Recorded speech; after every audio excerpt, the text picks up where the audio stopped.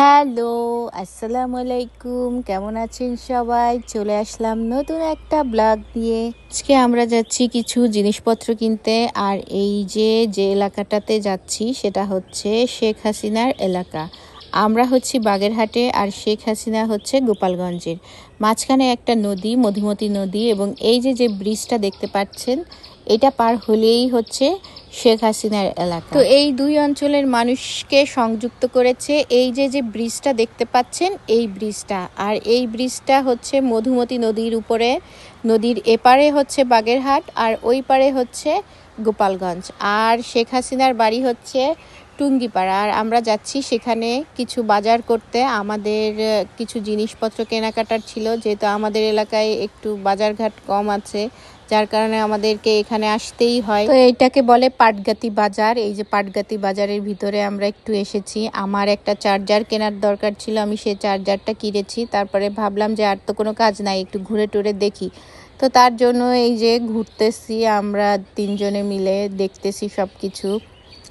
তো ঘুরে ঘুরে দেখতেছিলাম আর ভাবতেছিলাম যে এই অঞ্চলে মানুষের ব্যবসা বাণিজ্য আসলে কেমন চলছে।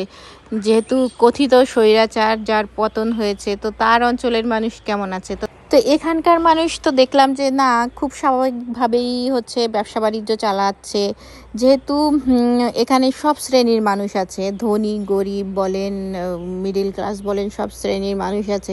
তো দিন শেষে তো এই মানুষগুলার খেতে হয়, তাই না? তো বসে বসে রাজনীতি করলে তো তাদের চলবে না, তাদের তো ব্যবসা বাণিজ্য করে তাদের সংসার চালাতে হবে। তো দেখলাম যে না, সবাই তো দোকানপাট খুলে খুব সুন্দরভাবে তারা ব্যবসা বাণিজ্য করছে।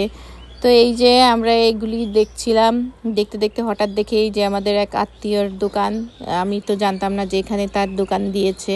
তো তারপর উনি আমাকে দেখে চিনতে পেরেছে, আমিও চিনলাম, একটু কথা টথা হলো। তারপর আমি চলে আসলাম কিছু গজ কাপড় কিনতে। তো বেশ কিছুদিন ধরে ভাবতেছি যে প্রিন্টের যে ব্লাউজগুলি হয় ওগুলি বানাবো। তো তার জন্য আমি এখান থেকে কিছু প্রিন্টের গজ কাপড় কিনে নিয়েছি। তো আমি নেক্সট কোনো ব্লগে দেখাবো যে আমি কোন কোন গজ কাপড়টা নিয়েছি এবং সেটা দিয়ে আমি কি ধরনের ব্লাউজ ডিজাইন করেছি। তো এইদিকে আবার আমার মা হচ্ছে অনেক দিন ধরে বাতাসা খেতে তার ইচ্ছা হচ্ছিল, তাই তার জন্য আমি বাতাসা নিলাম। আর আমার খেতে ইচ্ছা হচ্ছিল জিলাপি, তো আমি জিলাপি নিলাম। তো এইদিকে আবার দেখলাম যে সিঙ্গারা টিঙ্গারা ভেজে রেখে দিয়েছে। দেখে খুব একটা খেতে ইচ্ছা হলো না, কারণ তেলটা দেখে মনে হলো যে পুরনো তেল, তার জন্য আর নিলাম না। আর এই যে দেখেন পাটগাতির মিষ্টি, তো এইখানকার মিষ্টি খুব একটা ভালো না, মানে দই এবং রসগোল্লা যেটা, এইটা হচ্ছে একটু ভালো। আমার কাছে এই দই এবং রসগোল্লাটা বেশি ভালো লাগে, আর অন্য যে মিষ্টি আছে ওগুলো খুব একটা ভালো লাগে না। তো এইটা হচ্ছে নেক্সট দিন আমি হচ্ছে কিছু আচার বানিয়ে নিচ্ছি। এগুলো কুড়িয়ে পাওয়া আম, সেগুলি দিয়ে আমি একটু মিষ্টি আচার বানিয়ে নিচ্ছি। আর এই যে কিছু পাঁচফোড়ন, সেটা একটু ভেজে তারপরে গুঁড়ো করে আমি দিয়েছি মিষ্টি আচারের ভিতরে, তাহলে একটু ঘ্রাণটা খুব সুন্দর আসে। এই তো ছিল আমার মিষ্টি আচার বানানো। তো আমি কিছু আমসত্ত্বও বানাবো, তার জন্য কিছু আম ছিঁড়ে নিচ্ছি। আর কিছুদিন পরে দেখা যাবে যে এই আম পুরোটাই পোকা ধরেছে, তো আমি কাঁচা অবস্থায় কিছু ছিঁড়ে নিচ্ছি যাতে আমসত্ত্ব করতে পারি। আর আমসত্ত্ব আমাদের সবার পছন্দ। তো আমার মেয়ের জন্য হচ্ছে আমি কিছু টুকরো কাপড় দিয়ে ড্রেস ডিজাইন করেছি, চলেন আপনাদের সেগুলি দেখাই।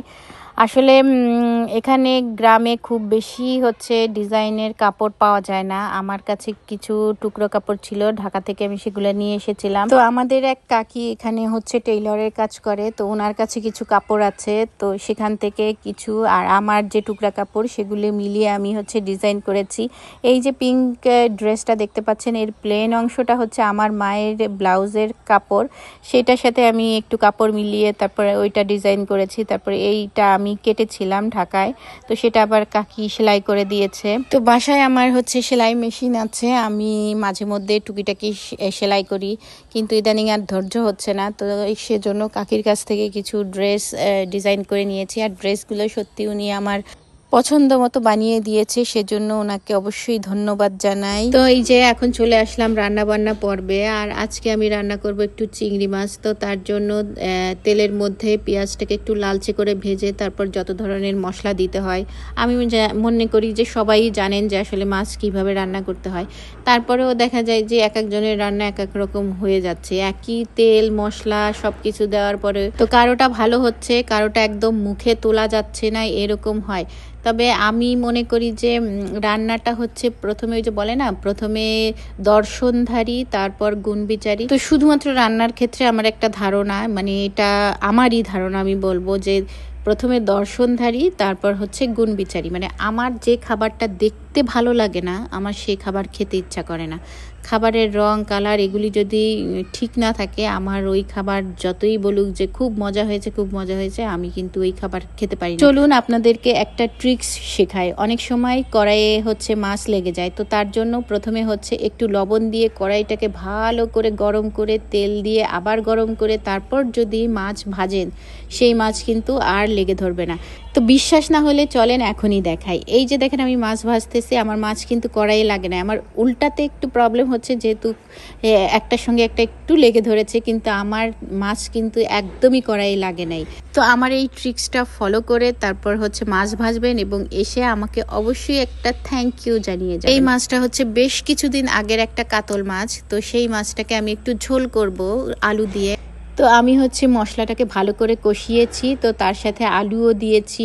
আলুটাকে আমি এইভাবে কষাতে কষাতে অর্ধেক সিদ্ধ হয়ে গেছে। তারপর হচ্ছে সিদ্ধ করা বরবটি এবং ভাজা মাছ এগুলি দিয়ে একটু জিরার গুঁড়ো তারপর হচ্ছে ধনেপাতা দিয়ে এই মাছটাকে আমি নামিয়েছি। আর এই মাছটা খেতে কিন্তু সত্যি অনেক মজা হয়েছিল।